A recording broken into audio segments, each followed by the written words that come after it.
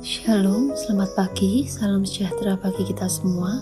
Tema renungan kita pada pagi hari ini berjudul Keluarga yang Diterangi Kristus.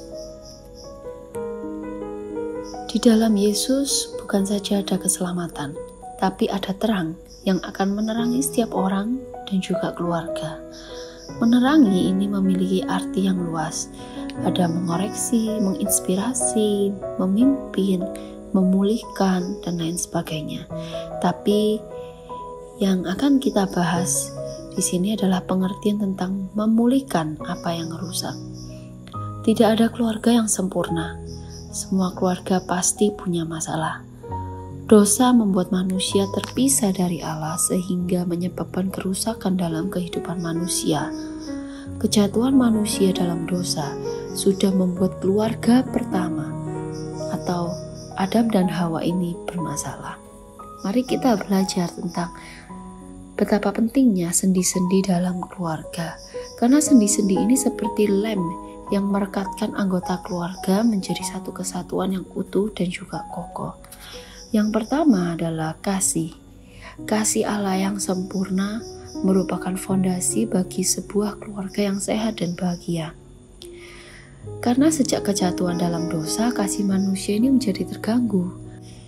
Mulai dari Adam dan Hawa yang saling menyalahkan, kemudian generasi kedua mereka yaitu Kain dan Habil. Kita tahu ceritanya bahwa terjadi pembunuhan. Dan kejahatan manusia ini makin memuncak dan terjadi terus sampai hari ini dan membuat kasih manusia makin dingin. Dalam Matius 24 ayat 12 dituliskan, dan karena makin bertambahnya kedurhakaan, maka kasih kebanyakan orang akan menjadi dingin. Itu merupakan mata rantai yang saling mempengaruhi. Karena kasih manusia terganggu, maka dengan mudahnya kejahatan muncul. Dan sebaliknya, makin banyaknya kejahatan, kasih manusia juga akan makin luntur. Pertanyaannya adalah, masih adakah kasih dalam keluarga kita? Sebenarnya masih ada, yaitu kasih yang manusiawi, yaitu kasih eros dan filia. Tetapi itu adalah kasih yang terbatas, kasih yang tergantung pada objek yang dikasihi, sehingga bisa dikatakan itu adalah kasih yang berfokus pada diri sendiri. Kemudian Yesus datang untuk menerangi kegelapan kasih manusia dengan memberikan dirinya. Yesus itu diberikan karena kasih. Karena begitu besar kasih Allah akan dunia ini, sehingga Ia memberikan anaknya untuk menyatakan kasihnya itu dengan pengorbanan terbesar dan ditujukan kepada orang-orang yang tidak layak. Dalam Roma 5 ayat 8 dituliskan, akan tetapi Allah menunjukkan kasihnya kepada kita oleh karena Kristus telah mati untuk kita ketika kita masih berdosa. Inilah kasih agape. Kasih yang berfokus pada orang lain, kasih yang berfokus pada orang yang dikasihi. Dan dalam keluarga Kristen yang sudah menerima kasih itu seharusnya berkembang kasih agape ini, di mana kasih yang berkorban, di mana kasih yang walaupun orang lain tidak baik terhadap kita, kita tetap mengasihi mereka. Yang kedua adalah tentang karakter baik, kesucian dan kebenaran. Karakter baik, kesucian dan kebenaran ini perlu menjadi karakter keluarga Kristen agar keluarga menjadi makin kokoh. Oleh karena dosa, maka karakter manusia ini juga menjadi rusak. Sehingga dikatakan dalam Roma 3 ayat 10, tidak ada yang benar, seorang pun tidak. Kemudian dalam ayat-ayat selanjutnya digambarkan betapa rusaknya karakter manusia, tidak ada kesucian, tidak ada kebenaran. Tentunya karakter buruk ini akan mempengaruhi kebahagiaan keluarga, sehingga egoisme berkembang, terjadi KDRT, perselingkuhan, dan lain sebagainya.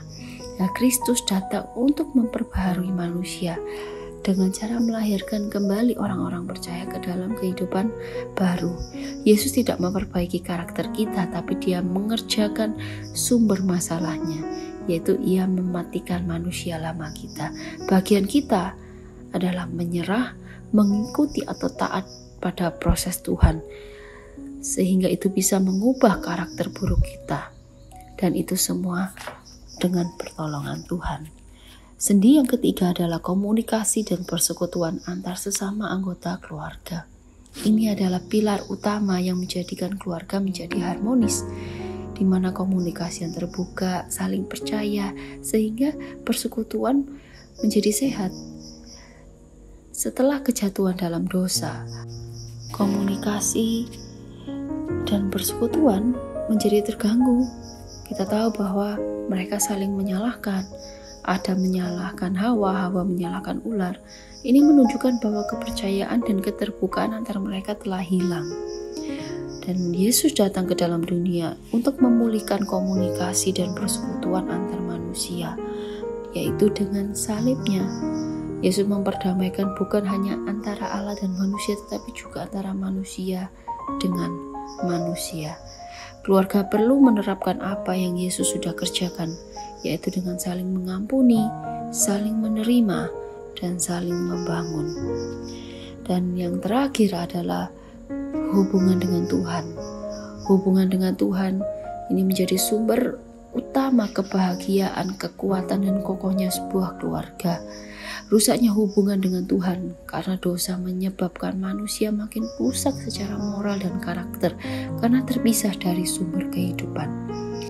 Dan Yesuslah yang memulihkan hubungan manusia dengan Allah lewat pengorbanannya di atas kayu salib. Keluarga Kristen yang sudah dipulihkan hubungannya dengan Tuhan harus mewujudkan dengan kehidupan ibadah atau kehidupan doa dan juga ketaatan pada firman Allah, terutama saat menjelang kedatangan Tuhan yang semakin dekat. Kita bersyukur karena Kristus sudah menerangi, sudah memulihkan kegelapan atau sudah memulihkan kerusakan sendi-sendi keluarga kita. Mari sekarang bagian kita adalah mewujudkannya dalam keluarga dengan memperbaharui kasih dengan kasih Kristus, dengan membangun kekudusan dan karakter baik, dengan menjalin komunikasi yang baik antar keluarga kita, dan mari terus menjalin persekutuan dengan Tuhan. Amin. Tuhan Yesus memberkati.